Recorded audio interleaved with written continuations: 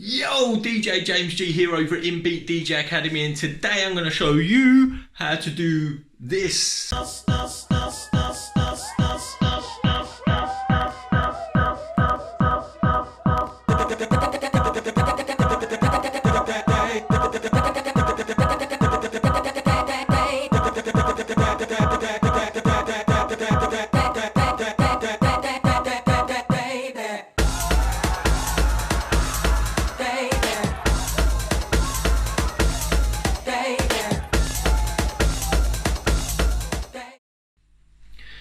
Before we kick off, it's worth noting that this is one of the most legendary transitions out there. DJ EZ caught everyone off guard with this unusual transition, mainly due to the creativity of it. It's not easy to replicate, but hopefully this will give you some insight into how he achieved it and give you some inspiration to create similar transitions at home. Here's a quick example, then I'll break it down.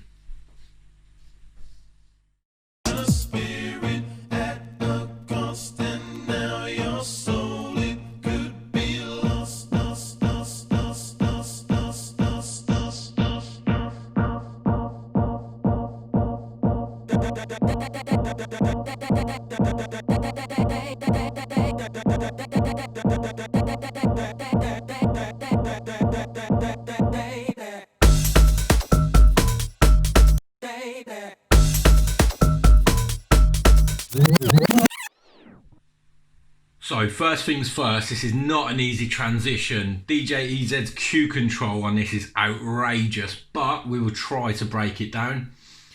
It's effectively a two-channel mix. Firstly, we have the Battle by Wookie on deck 1.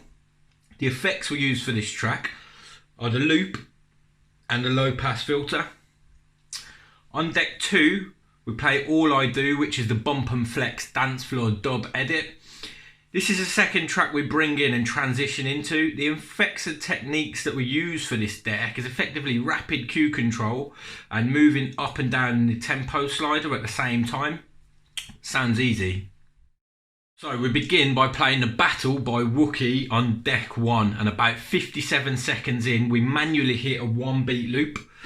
Now you don't have to hit this as a manual loop, as there are other ways to automate loops depending on what equipment or software you're using. For example, on this XDJ XZ, we've got a beat loop function here where we can also trigger it.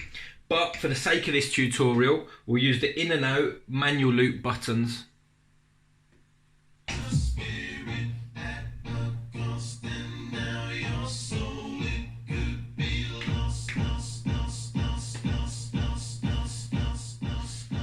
So there we go, at 57 seconds, just as it says lost, we'll hit that 1-beat loop manually using the in and out loop buttons.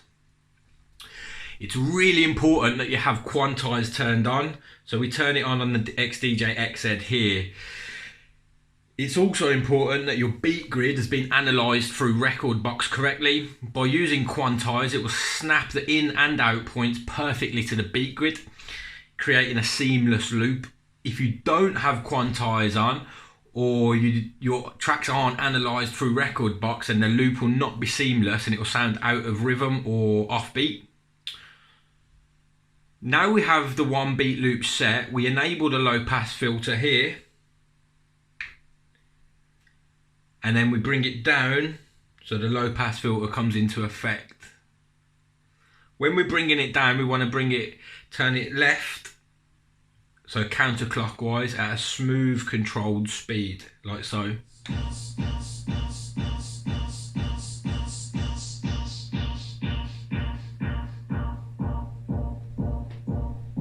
Until you get to about 9 o'clock. This is pretty much it for deck 1, apart from towards the end where we cut the audio out by bringing down the fader.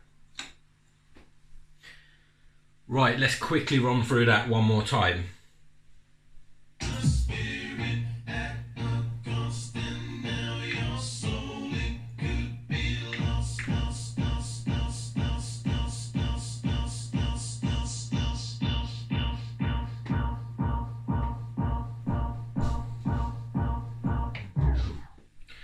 Now we can move on to the second deck.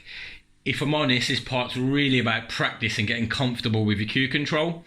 The main two features we use here are the cue button and the tempo slider, also known as pitch control.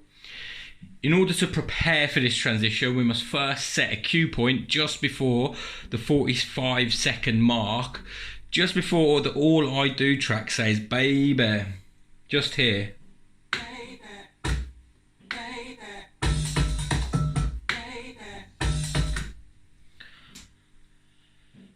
Next, we look at the actual tempo slider. Firstly, we have it set at 10%.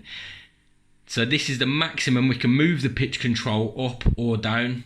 It's really important that we turn off the master tempo button. By keeping it off means that the pitch and the tone of the audio will differ depending on how far we move the slider. If the master tempo button is on, then we won't get the high or low pitch sounds as we move it. It will just stay the same tone or the same key.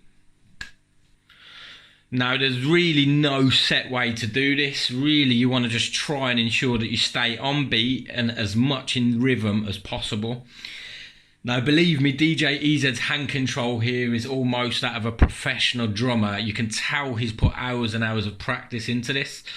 Also, EZ might look cool with his arms crossed, but the main reason he's doing this is because he clearly knows which hand he'd rather hit the cue button with and which hand he'd rather move the tempo slider with.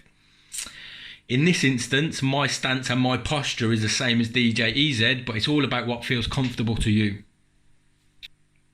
So we're going to try and break down the pattern that EZ uses, which is easier said than done, believe me.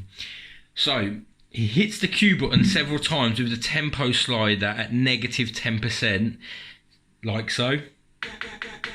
He then moves it plus 10% quickly and hits the cue button several times again.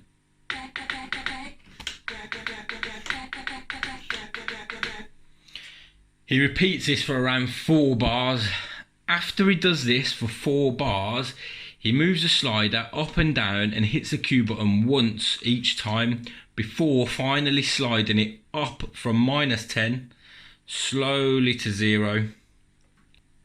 Once he's close to 0, he hits cue play, brings the fader down on the first deck, and the rest is history. So let's try and break that down again.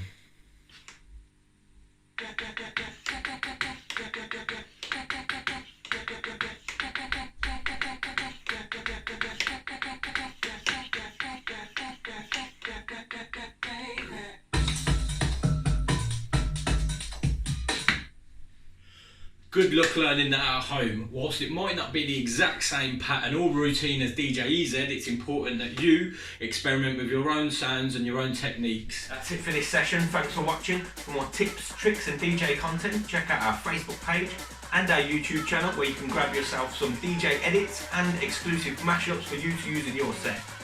Peace.